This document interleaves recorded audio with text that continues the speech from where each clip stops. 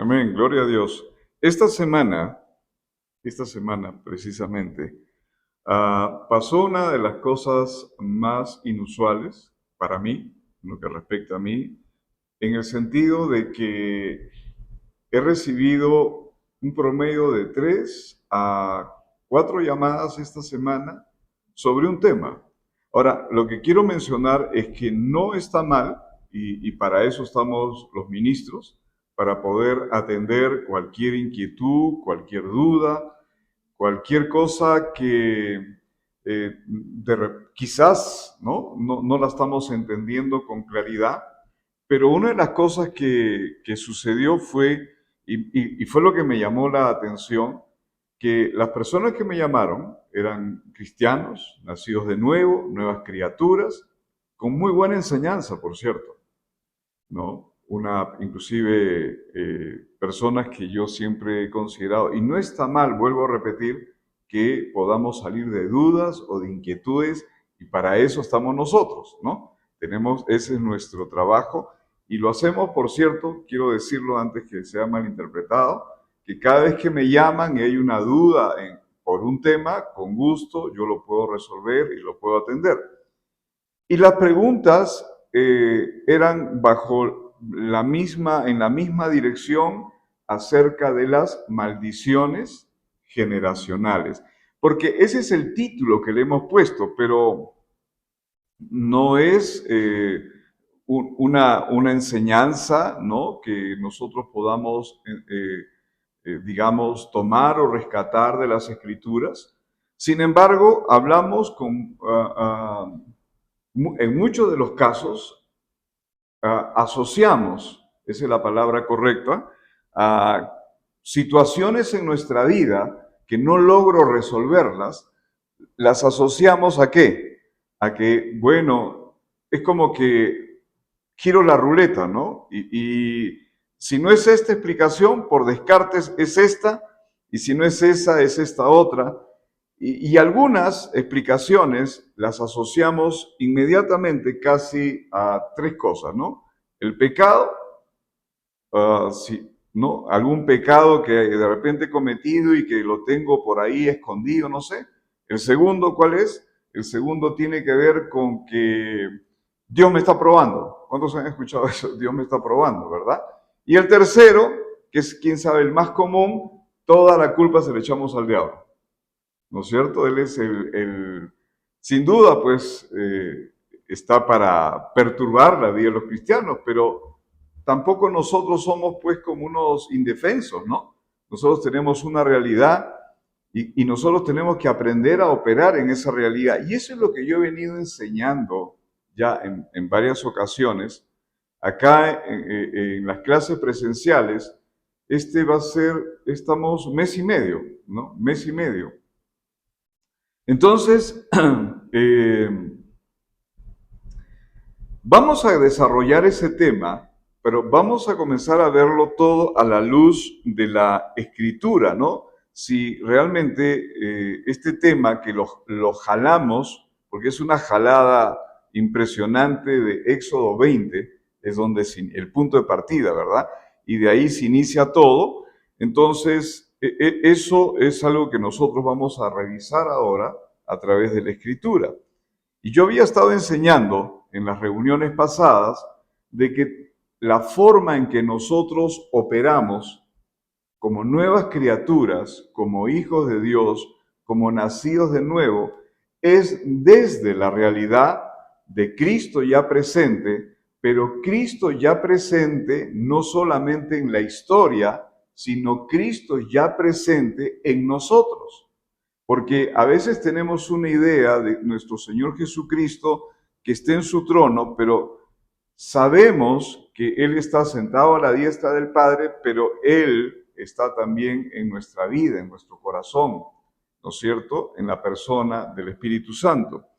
Entonces, no sé si tengan sus Biblias a la mano o si sus smartphones, ¿no? Y vamos a leer algo acá y recuerden desde dónde estamos operando. Entonces, permítanme leer, ayer también en la clase surgió la inquietud y yo leí una escritura que la voy a volver a leer ahora en la versión Nueva Biblia de las Américas. Y me refiero a Primera de Pedro, en el capítulo 1, y voy a leer el versículo 18 y el versículo 19, ¿de acuerdo? Entonces, dice lo siguiente: ustedes saben que no fueron redimidos, dice la palabra, de su vana manera de vivir, heredada de sus padres, con cosas perecederas o corruptibles, dice otra versión, como oro o plata, sino dice que hemos sido redimidos, ¿de acuerdo?, con la sangre preciosa, como de un cordero sin tacha y sin mancha, y se refiere a qué? A la sangre de Cristo. ¿Estamos de acuerdo? Es la sangre de Cristo. Ok. Ahora, en la Biblia amplificada, es una versión en inglés, yo la he copiado y la he traducido. Dice, pues saben que no fueron redimidos de su manera de vivir inútil, en corchetes dice, espiritualmente improductiva, heredada, entre corchetes dice, por tradición de sus antepasados, con cosas perecederas como plata y el oro, sino que fueron realmente comprados con sangre preciosa como la de un cordero de sacrificio, sin defecto ni mancha, la sangre inestimable de Cristo. Entonces, ¿qué es lo primero que nosotros vamos a extraer acá? Que nosotros hemos sido, ¿qué? Redimidos. ¿Ok? Hemos sido comprados por precio. Entonces, vamos a decirlo así, la titularidad de nosotros, ¿quién la tiene? Nuestro Señor, ¿verdad? ¿Quién tiene la titularidad? La tiene Él. No, si yo compro una tableta, pago por la tableta, me dan la boleta o la factura de la tableta, ¿de quién es la tableta? Mía. Si Él nos ha comprado, nos ha redimido, con su sangre preciosa, inestimable, como dice la versión, entonces, ¿quién es el titular de nosotros? ¿A quién le pertenecemos? ¿A quién? A Cristo. Ok. Entonces, ¿dónde se inicia? A ver, ¿alguien sabe, Pastora Sandra, dónde se inicia lo de las maldiciones generacionales? ¿Usted se acuerda? ¿De dónde sale esta enseñanza de las maldiciones generacionales hasta la tercera y cuarta generación?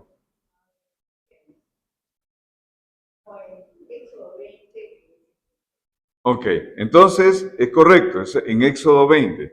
Entonces vamos a leer lo que dice Éxodo 20 y vamos a leer los versículos del 4 al 6, ¿de acuerdo? Y fíjense, es importante que nosotros podamos ver el contexto. Y acá quiero detenerme un ratito, pero quiero que me presten atención. Una de las cosas que suele pasar, y pasa con bastante, ¿verdad? Que tengo que grabar.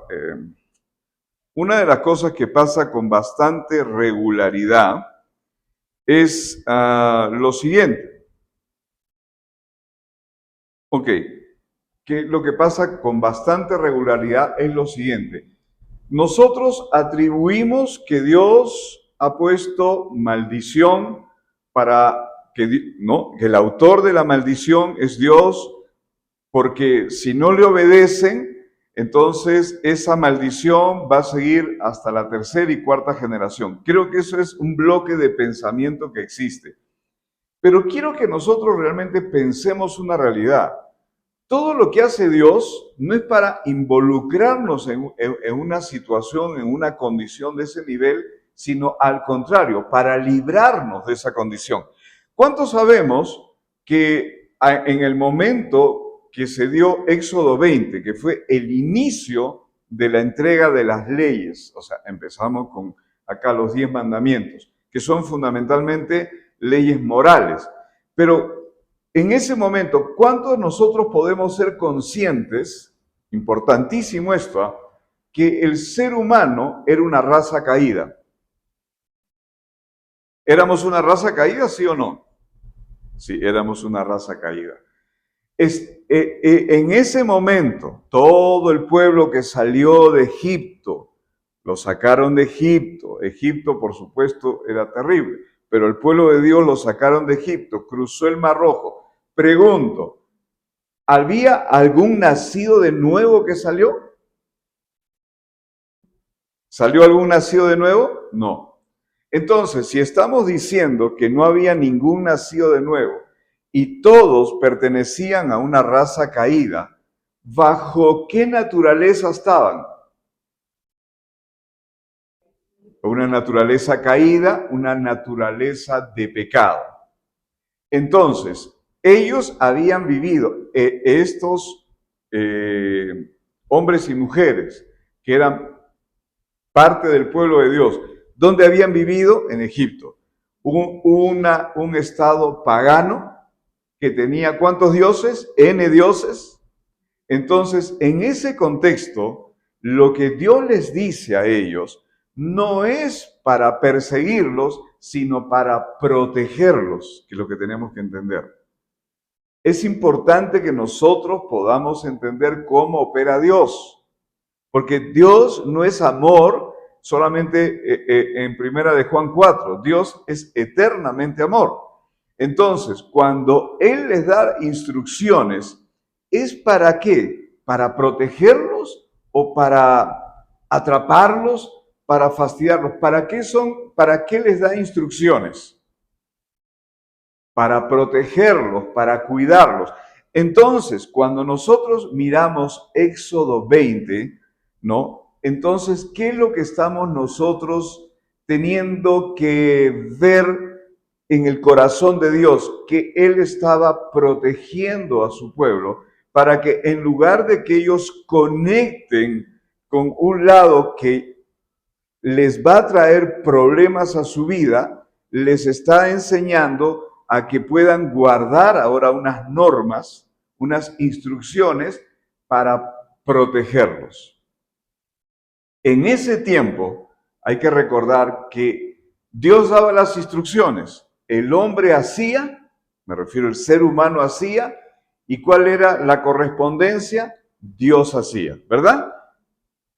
Dios daba las instrucciones, yo te digo cuáles son las instrucciones, tú cumples las instrucciones y por lo tanto Dios hacía. Y estábamos nosotros dentro de una cubierta, dentro de una protección por causa de que nosotros guardábamos sus instrucciones. Eso fue la ley también, ¿verdad? ¿No? Dio las leyes y si alguien guardaba las leyes, entonces estaba ¿en qué? En modo obediencia. Y nosotros podemos leer en Deuteronomio 28 que había ciertas bendiciones para los que guardaban sus instrucciones porque iban a operar en la bendición. Pero por otro lado, los que no obedecían, ¿no es cierto? No es que Él los iba a maldecir, sino que dice la palabra, y estas maldiciones vendrán. ¿Qué significa eso? Que si tú no entras bajo la protección de Dios en ese momento, ¿ok? Entonces, si no estás dentro, ¿dónde estás? Y si estaban fuera, entonces estaban sujetos a toda esa recatafila de enfermedades y condiciones y situaciones de todo tipo. Entonces, ellos tenían que hacer. Cuando nosotros leemos Éxodo 20, tenemos que entender que ese es el contexto, que hay instrucciones de parte de Dios, pero específicas en relación a la idolatría.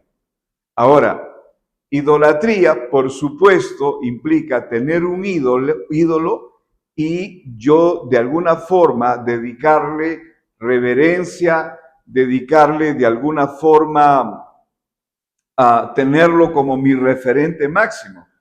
Hoy día a veces cuando pensamos en idolatría, pensamos en imágenes de yeso, ¿verdad? En imágenes de madera, los que no conocen al Señor y nada que tenga que ver con la fe cristiana tienen otras cosas, Hay gente que adora a las cucarachas, adora a las ratas, adora a las vacas, adora todo lo que puede adorar. Entonces, ellos son sus ídolos. Pero también nosotros podemos tener otro tipo de ídolos, ¿no? Nuestro propio trabajo puede ser un ídolo. Nuestro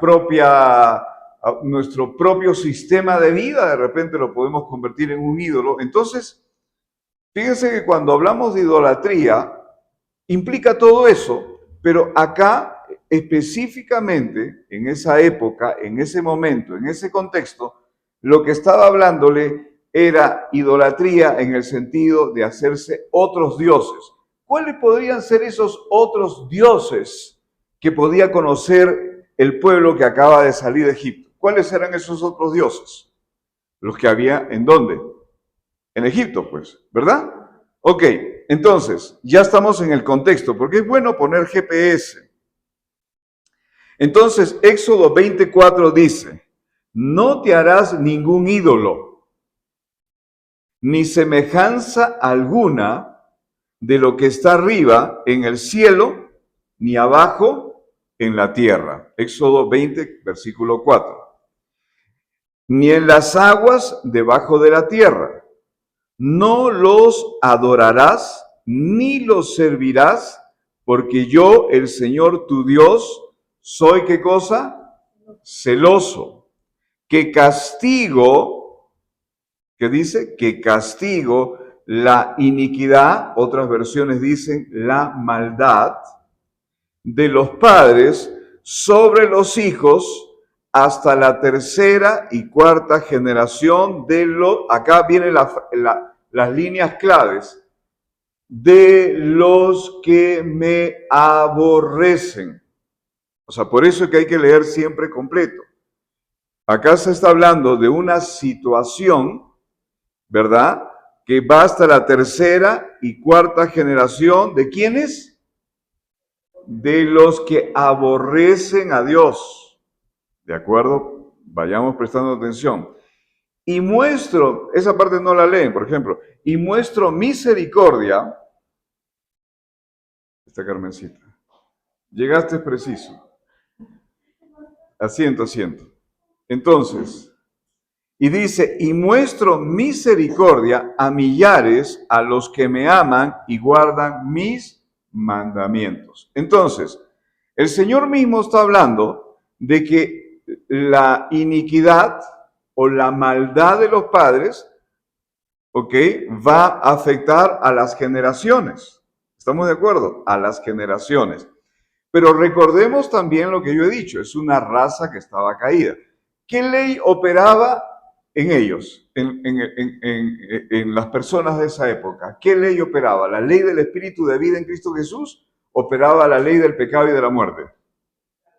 Operaba la ley. Y dentro de la ley del pecado y de la muerte, ¿qué había?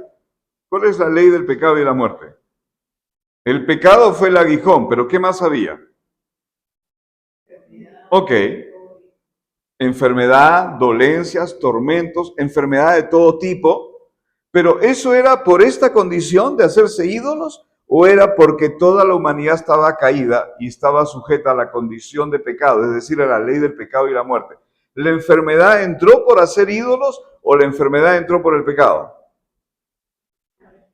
Ok, entonces nosotros entendemos que hay enfermedad, vamos a decir así, pero no por la situación esta.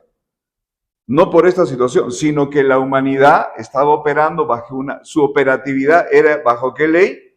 La ley del pecado y de la muerte. Entonces, una vez que entró el pecado, entró la maldición, consecuencia del pecado, ¿y qué fue lo que vino de más? Enfermedades, dolencias, tormentos de todo tipo. ¿Estamos de acuerdo? Entonces, no es por esto. Ahora, acá, para poner un tema, cuando nosotros dice, yo castigaré, esa misma palabra en el hebreo, porque quiero ir así para que nosotros podamos, es la palabra pacat. Pacat, con acento en la A. P-A-C-A-D, pacat, hebreo. ¿Ok? Que significa ¿qué significa? Yo castigo. La palabra castigo es la palabra en hebreo pacat. Pero la palabra abón, así como esos productos de belleza, abón, que le dicen eibon, abón, con acento en la O, es iniquidad, pecado, maldad, perversión. Ok, pero en ningún momento acá se menciona la palabra maldición. Habla de que la maldad va a afectar. ¿Cuántos saben que la maldad de una persona va a afectar a los hijos? ¿Cuántos saben que si yo soy un canalla, instruyo a mis hijos como canallas, mis nietos van a ser canallas? Pero pregunto, ¿eso es por una maldición generacional o eso viene por un estilo de vida que se ha dado? A ver, respóndanme esa parte.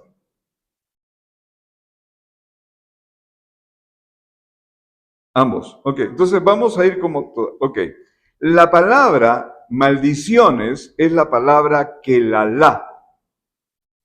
¿Qué cosa? Es maldiciones. Acá en Éxodo 20 no aparece para nada la palabra maldición ni maldiciones. ¿De acuerdo? Por ejemplo, cuando comienzan a darse las normas, si uno no cumple, dicen maldito será. Ok, esa palabra en el hebreo es la palabra arar. Son palabras que están asociadas a maldición. Pero en Éxodo 20, los versículos del 4 al 6, estoy dejando sumamente claro de que no tienen nada que ver con la palabra maldición. Simplemente vamos a ver algunas cosas, porque lo que estamos diciendo cuando se habla de este concepto, que no lo habla la palabra, porque a veces decimos, no, Éxodo 20 habla de las maldiciones generacionales. Bueno, yo te estoy enseñando desde el original en hebreo, que acá en ninguna parte menciona maldiciones, ni maldito, ni nada asociado. Habla de la maldad de los padres. Ahorita vamos a... ¿Es una pregunta, Carmencita? Sí, sí. Terminamos unos minutitos y hacemos el bloque de preguntas. Ya, anota tu pregunta, porque lo vamos a resolver. Anota, pues, anota.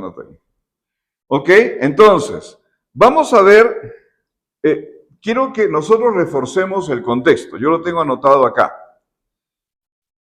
Éxodo 20 fue el inicio de la entrega de la ley mosaica. Número 1. Número 2, acababan de salir ¿de dónde? De Egipto. 3, el tema de fondo acá tenía que ver con adorar otros dioses. ¿De acuerdo? Idolatría. Eran el pueblo de Dios que estaba siendo regulado, gobernado por Dios en una operatividad para ellos de donde se estaba instalando un sistema de obras, es decir, tú vas a hacer y yo hago. ¿De acuerdo? Estaban bajo el cuidado de Dios, pero no cambiaba su realidad de estar muertos espiritualmente, ¿de acuerdo? Ellos solamente podían hablar de, era un espíritu, pero separado de Dios. En ellos, ¿qué cosa que ley operaba? La ley del espíritu de vida, no, operaba la ley del pecado y de la muerte. Ahora, el verbo hebreo, ¿no? Yo estuve estudiando esto, el verbo hebreo traducido como castigar o visitar, castigaré o visitaré la maldad de los padres, significa hacer que las consecuencias se van a manifestar, no que Dios, hay unas consecuencias que se van a manifestar en las generaciones, pero no es que Dios esté imputando la culpa a los hijos de esa persona. Y yo lo voy a demostrar por qué. Ok, vamos a terminar este segmento para poder empezar el siguiente. Continuamos en un ratito. Podemos apretar cada vez que yo diga el botoncito, por favor.